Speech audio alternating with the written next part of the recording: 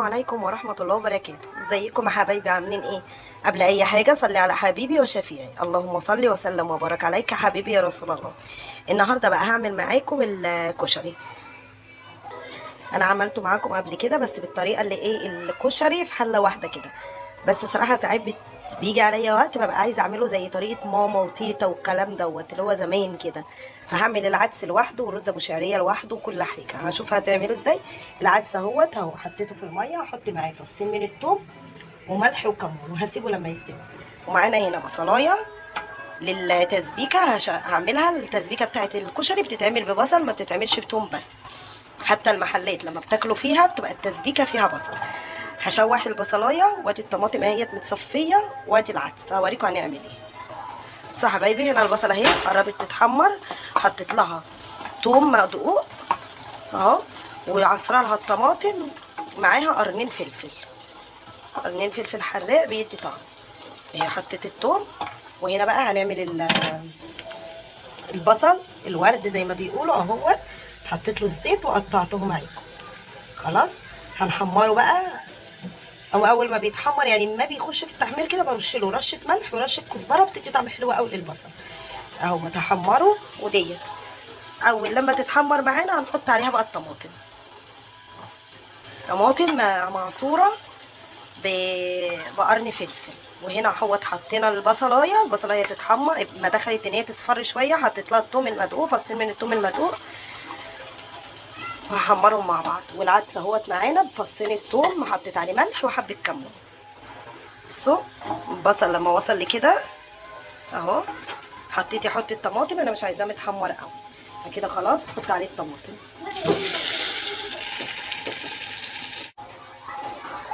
كده. البصل اهو اول ما دخل في التحمير هحط له معلقه النشا، معلقه واحده بس، وهنقلب بردك مش هنسيب التقليب. خلاص بصوا البصل كده خلاص قرب يخش في التحمير خالص، هحط له بقى رشه الملح ورشه الكزبره اللي انا قلت لكم عليها، وهنبتدي نقلب لحد ما ياخد ايه لون التحمير اللي احنا عايزينه، مش عايزين نحرقه عشان ما يمررش معانا. خلاص وبعدين هصفيه الزيت هنا اللي انا عملت بيه البصل، هحط شويه هنا للشعريه وهحط شويه هنا على صلصه الطماطم اللي احنا بنعملها. يبقى كده طعم الشعريه هياخد البصل اللي اتحمر معانا، وطعم الصلصه هياخد البصل اللي اتحمر معانا هنا اهوت. وهنزل عليه بالشعريه واحمرها زي الرز العادي ابو شعريه. بصوا يا حبايبي كده اهوت احنا حمرنا الشعريه اهي زي الرز ابو شعريه العادي خالص اللي بنعمله دوت اهو. هنحط بقى عليها الرز، واوريكي خطوه حلوه قوي بتعمليها هتخلي لك الرز بتاع الكشري دوت في حته تانيه. تمام، احنا دلوقتي عملنا خطوه حلوه، حطينا الزيت بتاع البصل هو اللي حمرنا بيه. اوريكي بقى هنعمل ايه دلوقتي. احنا هنحط بس الرز عليها كده، طبعا الرز مغسول ومتصفي عشان ما يطلعش معجن معانا ولا اي حاجه. هنديله بقى تشويحتين كده دلوقتي نحس ان هو شرب الزيت، الرز شرب الزيت معانا. ماشي. بصوا يا حبايبي احنا كده خلاص خلصنا الرز. هنا انا لما سلقت العدس صفيته، عملته نص سوا وصفيته. خلاص هناخد بقى الميه بتاعه العدس، هي دي اللي هنسقي بيها الرز. الطريقه دي هتخلي لك الرز بتاع الكشري في حته تانية، هتحسي بطعم الكشري وهتخليهولك لونه حلو اللي هو اللون اللي احنا بنجيبه من بره دوت، والطعم حكايه. جربيها وهتدعي لي والله، ومش هتعملي غير بالطريقه دي. طبعا حاولي ما تحدقيش الرز لان احنا كنا حاطين للعدس الملح والكمون بتاعه، فاحنا مش هنحط ملح غير لما ندوق الرز. اكمل بقى الحاجه اهوت. خلاص لو احتاجتي ميه بعد الميه بتاعه العدس خلاص عادي هتحطي، بس انت حاولي ان انت وانت بتسلقي العدس اصلا تكوني مزوده الميه. تمام كده. بصوا بقى يا حبايبي كده انا بعمل ايه كمان للصلصه بتديها طعم وبتفرق فيها قوي. انا حطيت، بصوا ما تقلقوش انا ما بحطش للصلصه زيت كتير، عشان لو حد قال لي كده كميه دهون في الصلصه، لا مش دهون كتير، انا بحط حبه صغيره حبه صغيره. هتديكي نفس الريحه ونفس الطعم بتاع محلات الكشري. جربيها كده والله العظيم هتدعي لي.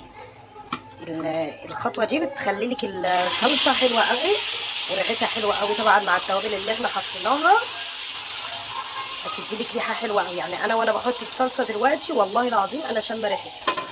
خلاص جربيها كده وهو.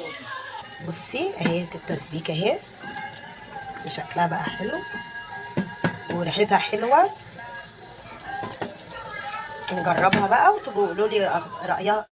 معاكم الحمص قبل كده بس بردك هوريهولكم دلوقتي. انا بعمل الحمص اخر حاجه لاني ببقى نقعاه من الصبح في ميه سخنه، علشان كل ما تبدلي الميه بتاعته كل ما تغيريها كل ما ما يتعبش القولون بقى. خلاص بحط للحمص بحط له فصين بس من الثوم ورشه من الملح. طبعا احنا نقعينه من الصبح فعادي هنحط له الملح مش هيأثر في، وهنسيبه لما يستوي. يبقى حطينا له الحمص ملح وفصين من الثوم وهنسيبه بقى.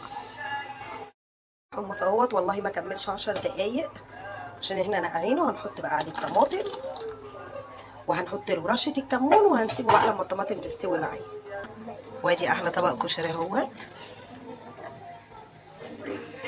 وادي الدقه وادي الشطه. اتفضلوا معانا، انا والشيفه ودوت غدانا. وما تنسوش تعملوا لي كومنت وشير ولايك. باي باي.